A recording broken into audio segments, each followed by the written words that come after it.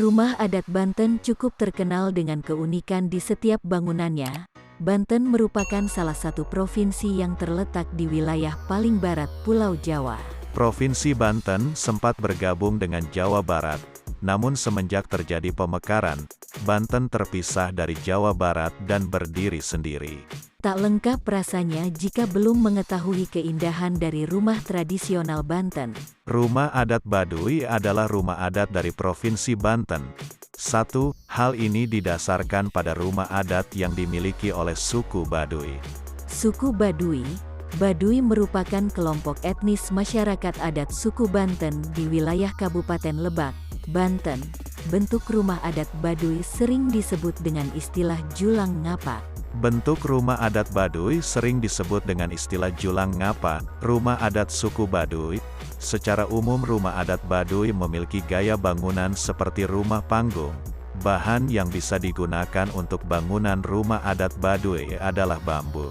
Rumah adat Baduy merupakan simbol kesederhanaan dari masyarakatnya. Adapun keutamaan yang ingin didapat dari bangunan rumah ini adalah fungsi perlindungan dan kenyamanan. Selain itu, semangat kekeluargaan di suku Baduy masih sangat kental, sehingga dalam proses pembangunan rumah adat Baduy melibatkan warga sekitar dengan cara gotong royong.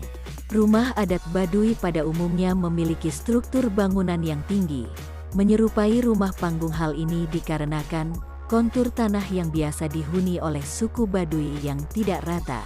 Untuk menyesuaikan dengan keadaan ini, maka pada bagian yang miring ataupun tidak rata dan bergelombang, maka biasanya masyarakat Baduy meletakkan batu kali yang ditumpuk. Rumah adat Baduy dibangun dengan mengikuti kontur tanah tempat didirikannya bangunan. Hal inilah mengapa orang Baduy seringkali disebut sangat menjaga kelestarian lingkungan. Bagian atap dari rumah adat Baduy ini terdiri atas daun yang disebut dengan sulah nyanda. Nyanda memiliki makna bersandar dalam posisi tidak lurus namun agak merebah ke arah belakang. Hal ini terlihat dari posisi sulah nyanda yang dibuat panjang dan memiliki derajat kemiringan yang lebih rendah di bagian kerangka di bawah atap. Bagian bilik rumah dan pintu dibuat dari anyaman bambu. Anyaman ini disusun dan dianyam secara vertikal yang dikenal dengan nama sarigsik. Teknik ini dibuat berdasarkan perkiraan saja dengan tidak diukur terlebih dahulu. Adapun untuk keamanan rumah, maka pemilik rumah biasanya membuat 2 buah kayu yang disusun menjadi palang sehingga bisa ditarik dan didorong dari bagian luar rumah. Sebagian besar dan bahkan seluruh bagian dari rumah adat ini menggunakan material yang seluruhnya berasal dari alam, tentu saja dengan tetap mempertimbangkan kelestarian alam, dengan menggunakan seperlunya saja. Seluruh bangunan rumah tinggal suku Baduy menghadap ke utara sampai selatan dan saling berhadapan. Menghadap ke arah barat dan timur tidak diperkenankan berdasarkan adat yang berlaku di perkampungan suku Baduy. Bagian ini letaknya memanjang ke arah bagian lebar rumah. Bagian rumah selanjutnya adalah ruang tepas yang membujur ke arah bagian panjang atau ke belakang, digunakan untuk acara makan atau ruangan tidur anak-anak. Tidak ada pembatas antara ruangan sosoro dan tepas sehingga kedua ruangan ini menyatu dalam bentuk huruf L yang siku. Hal ini akan dilaksanakan bersesuaian dengan rencana yang telah dirancang sebelumnya. Bagian inti dari rumah adat Baduy adalah pada bagian imah.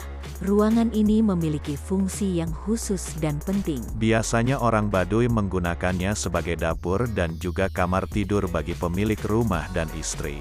Rumah adat Baduy dibagi dalam 3 bagian, yaitu bagian sosoro, depan, tepas, tengah, dan imah, belakang. Bagian rumah sosoro biasanya dipergunakan tuan rumah untuk menerima kunjungan tamu. Apabila ada kata-kata kami yang kurang sopan, mohon dimaafkan. Sekian dari kami beserta tim yang bertugas pamit undur diri. Sampai bertemu lagi di video berikutnya.